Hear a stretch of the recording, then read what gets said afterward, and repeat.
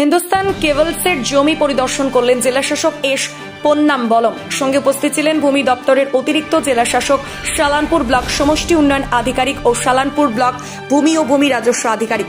এদিন তারা প্রথমে হিন্দুস্তান কেবলসের প্রশাসনিক ভবনে আসেন, তারপর সেখান থেকে লোয়ার কেশিয়া ছাতিমতলা দিকটি পরিদর্শন করেন। হিন্দুস্তান কেবলসের প্রায় 900 একর জমির মধ্যে কিছু দখল হলেও প্রচুর জমি পড়ে রয়েছে। জেলা শাসকের পরিদর্শনের পর এলাকার মানুষেরা মনে করছেন নতুন কোনো শিল্প হয়তো তাদের এলাকায় হতে চলেছে।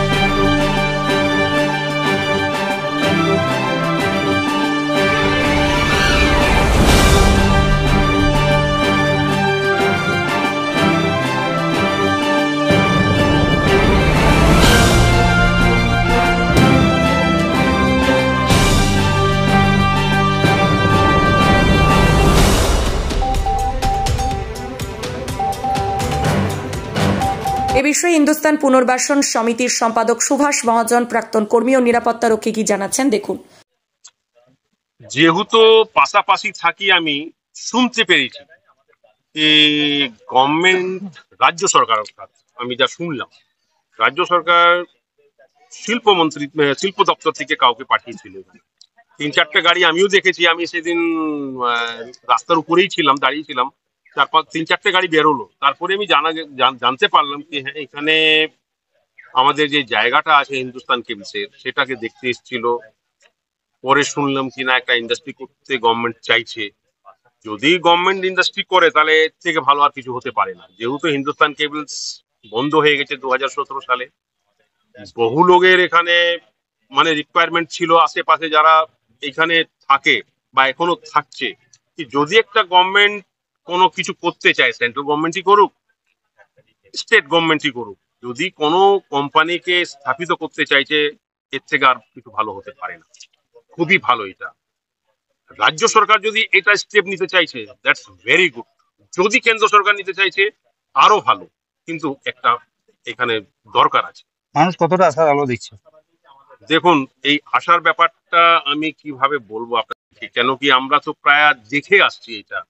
2017 সাল থেকে 3 মাস পর, 4 মাস পর দেখি একটা দল আসে, ঘুরে চলে যায়। আবার শুনতে পারি আমরা যে হ্যাঁ, জায়গাটা দেখতে এসেছিল, আবার চলে গেছে। তারপরে কোনো রিপোর্টিং আমরা পাই না। কিন্তু আমাদেরকে আর, আমরা রিটায়ার্ড করে গেছি এখান থেকে, কেউ বলেও না, কিছু জানতেও পারি না আমরা। কিন্তু হ্যাঁ, শুনতে পারি আমরা। অনেক রিলায়েবল সোর্স রয়েছে, আশেপাশে যারা থাকে তাদের মুখ থেকে শুনতে পারি যে হ্যাঁ, তারা এসেছিল একটা ফ্যাক্টরি করবে।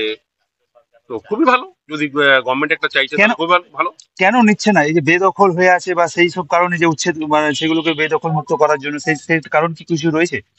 দেখুন, এনক্রোচমেন্ট যে শুরু থেকে হয়ে আছে গভর্নমেন্টের জায়গা, নিশ্চয়ই এটা আমি বলতে পারবো না কি না তাদের দখলের মধ্যে রয়েছে।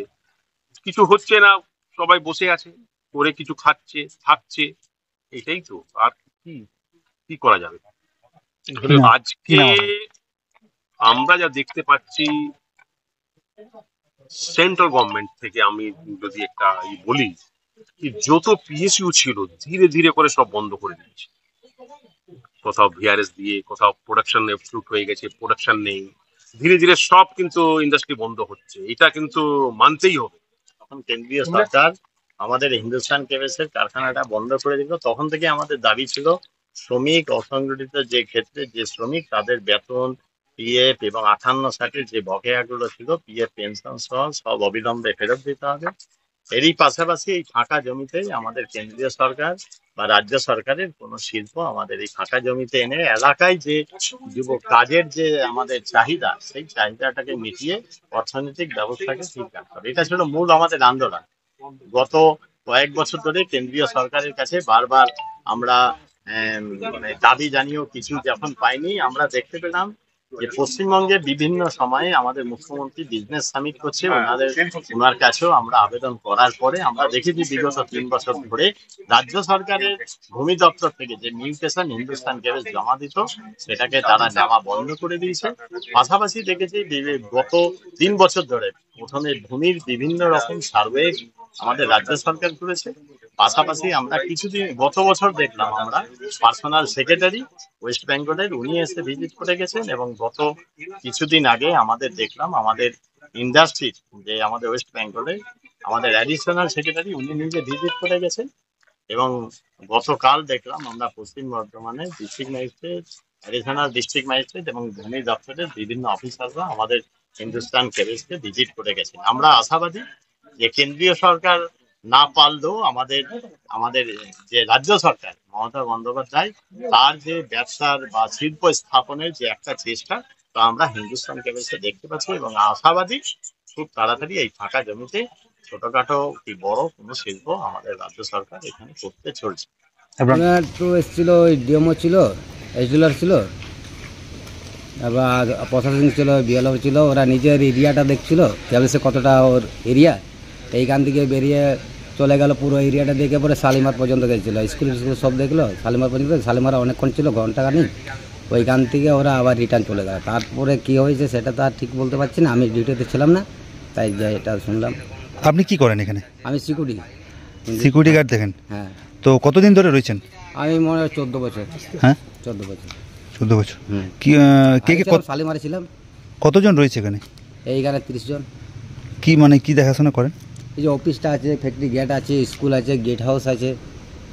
ফ্ল্যাট বুকিং চলছে, আজই যোগাযোগ করুন Gita construction, B10/249 near central park, Kalyani. Booking চলছে কল্যাণী B2/221, B2/312, কাঁচরাপাড়া ঘটক রোড, সতীশ নন্দী রোড, লোক সিনেমা চাঁদমারি রোড, লিচুবাগান সিরাজ মন্ডল রোড, টিকটিকি বাজার, মিলননগর আগুরিপাড়া, রজনীবাবু রোড, নিপেন সরকার রোড, আরপি স্কুল, নৈহাটি 6 নম্বর গেট, বিজয়নগর, ভাটপাড়া, রূপশ্রী হল, হালিশহর, রাজমহল হাউজিং এস্টেট। আজই ফোন করে বিস্তারিত জানুন গীতা কনস্ট্রাকশন 9831478795।